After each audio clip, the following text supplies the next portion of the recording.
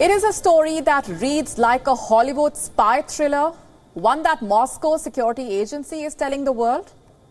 Russia has blamed Ukraine for the killing of Daria Dugina, the daughter of Vladimir Putin's close ally Alexander Dugina.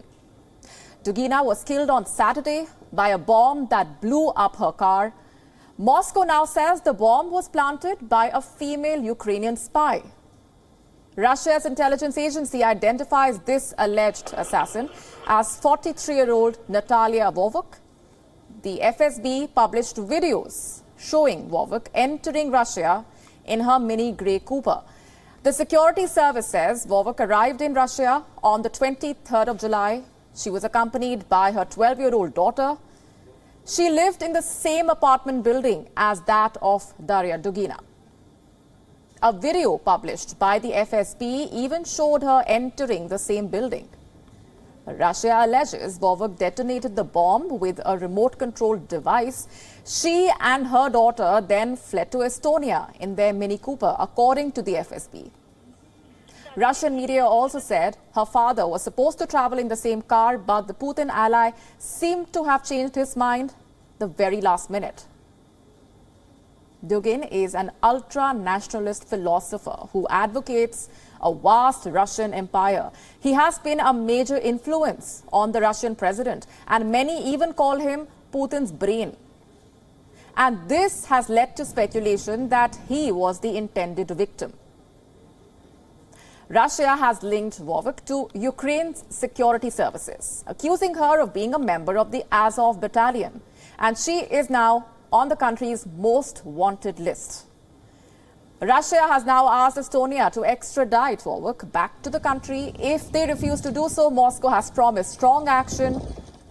Foreign Minister Lavrov saying that there will be no mercy for those behind the murder.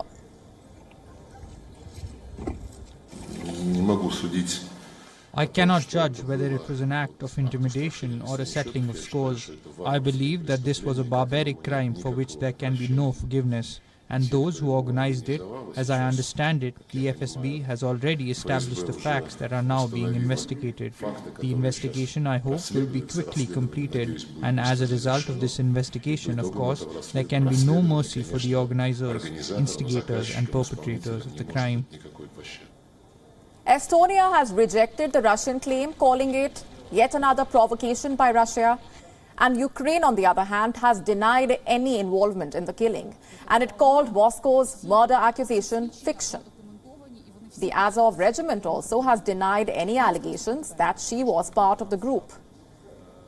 International observers believe the killing was the work of Russian resistance, especially a domestic group called the National Republican Army. The underground group has been working inside Russia with the aim of overthrowing the Putin regime. And many believe their main goal was to silence Dugin and to send out a message. The murder of Daria Dugina continues to remain a top story in the Russian media. Pro-Kremlin supporters are now rallying behind her murder.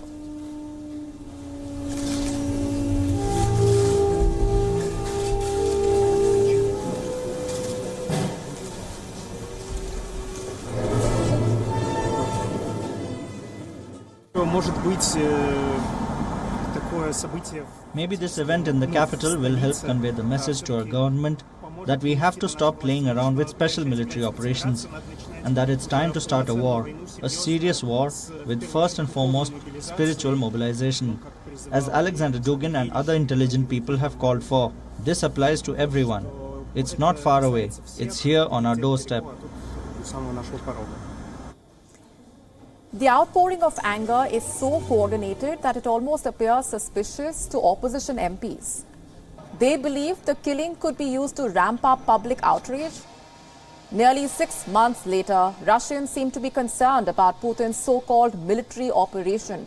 Many of them believe it is dragging on.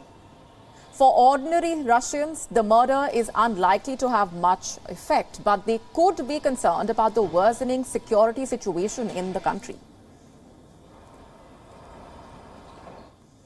WION now available in your country. Download the app now. Get all the news on the move.